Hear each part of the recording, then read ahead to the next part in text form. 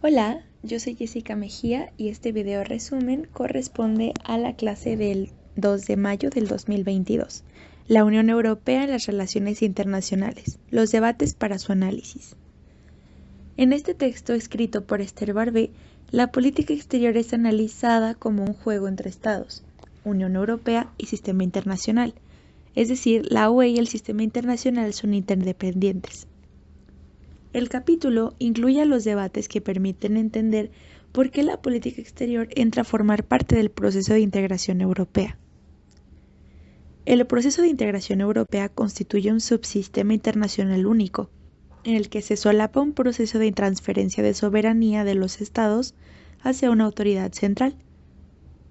En 1970 se incluyó la política exterior con la creación de la Cooperación Política Europea, CPE.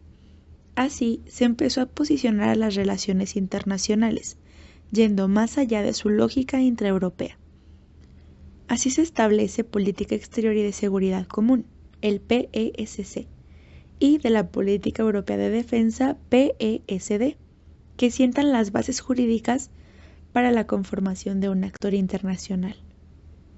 A raíz de esto se generaron dos debates: si Estados Unidos ha cooperado para ayudar económicamente a sus compatriotas liberales a partir del fin de la Segunda Guerra Mundial, o si se ha encargado de limitar su crecimiento para que nunca lo alcancen. El segundo debate tiene que ver con el propio proceso de integración y hasta qué punto debe incorporar una dimensión política que abarque la política exterior. Prácticamente es un debate entre dos modelos de Europa.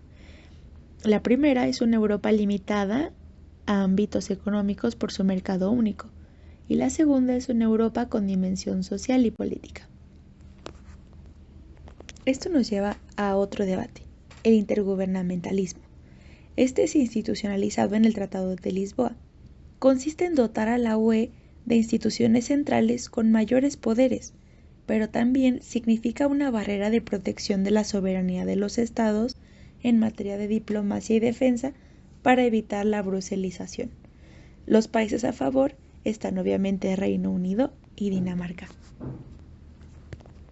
El segundo debate es una visión clásica desde el constructivismo.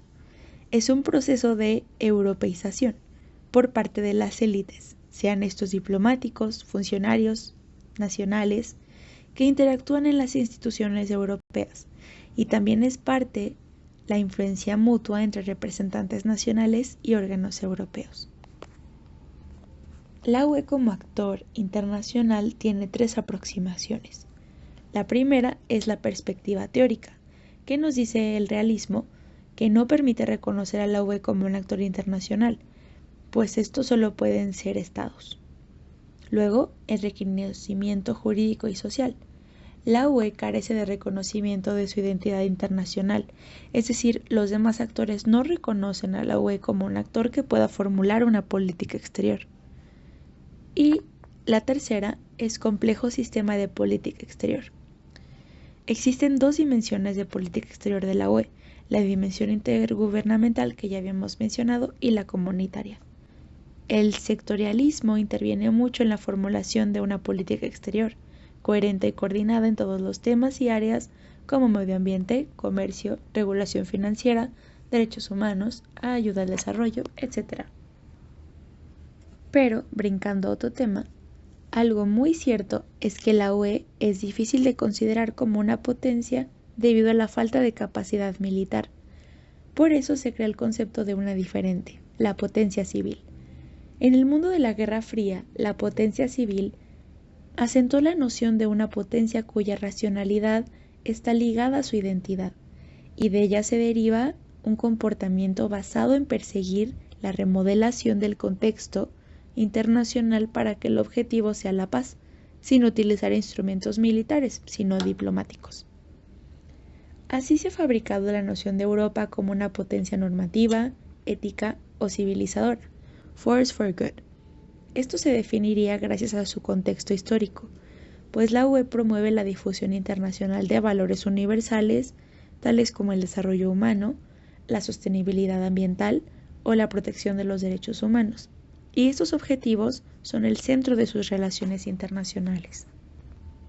Para concluir y para saber qué clase de potencia es, tan siquiera si entra en la categoría, los analistas han destacado la necesidad de enfocar el estudio en qué hace la UE y no tanto en cómo es la UE. Así las diferentes clasificaciones responden a tres lógicas de poder. La primera es como potencia de mercado, la UE es como un actor capaz de aprovechar la capacidad de atracción para extender su mercado único más allá de sus fronteras. La segunda es como una potencia normativa. La UE tiene como objetivo la consecución de un orden internacional basado en valores universales, lo que convierte a la UE en una potencia o en un modelo a seguir. Y por último, como potencia tradicional, la UE puede describir como un actor que utiliza sus instrumentos para perseguir objetivos estratégicos.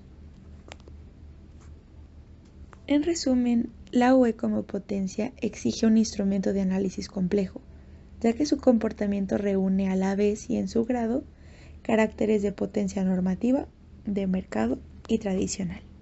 Muchas gracias. Hola, yo soy Jessica Mejía y este video resumen corresponde a la clase del 2 de mayo del 2022. La Unión Europea en las relaciones internacionales, los debates para su análisis. En este texto escrito por Esther Barbé, la política exterior es analizada como un juego entre estados, Unión Europea y sistema internacional, es decir, la UE y el sistema internacional son interdependientes.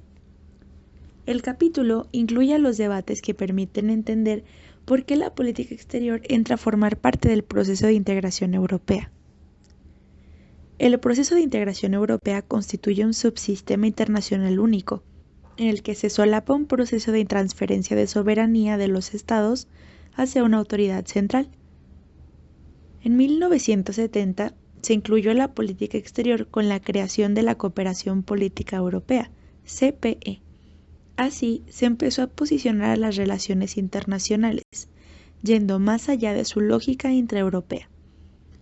Así se establece política exterior y de seguridad común, el PESC, y de la Política Europea de Defensa, PSD, que sientan las bases jurídicas para la conformación de un actor internacional.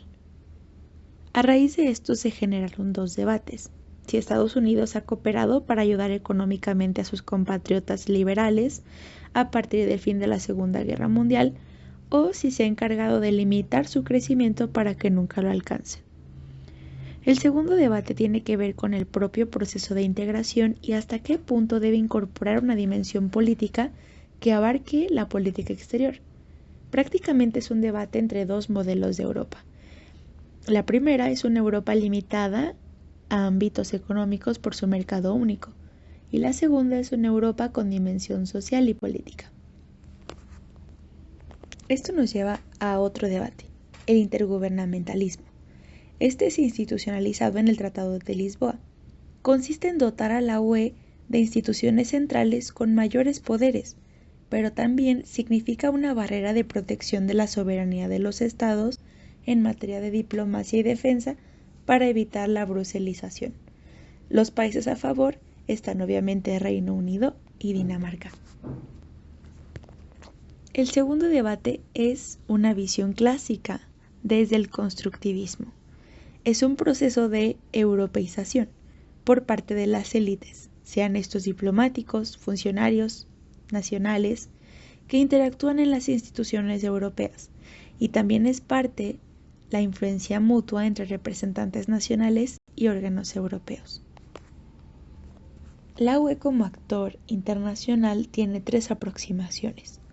La primera es la perspectiva teórica, que nos dice el realismo, que no permite reconocer a la UE como un actor internacional, pues estos solo pueden ser estados. Luego, el reconocimiento jurídico y social. La UE carece de reconocimiento de su identidad internacional, es decir, los demás actores no reconocen a la UE como un actor que pueda formular una política exterior.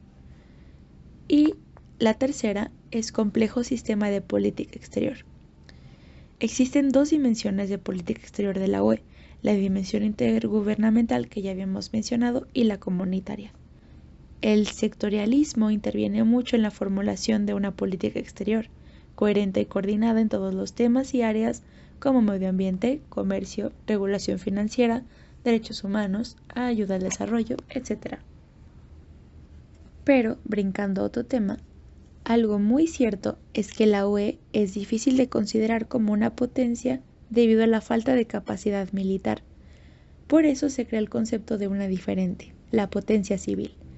En el mundo de la Guerra Fría, la potencia civil asentó la noción de una potencia cuya racionalidad está ligada a su identidad, y de ella se deriva un comportamiento basado en perseguir la remodelación del contexto internacional para que el objetivo sea la paz, sin utilizar instrumentos militares, sino diplomáticos.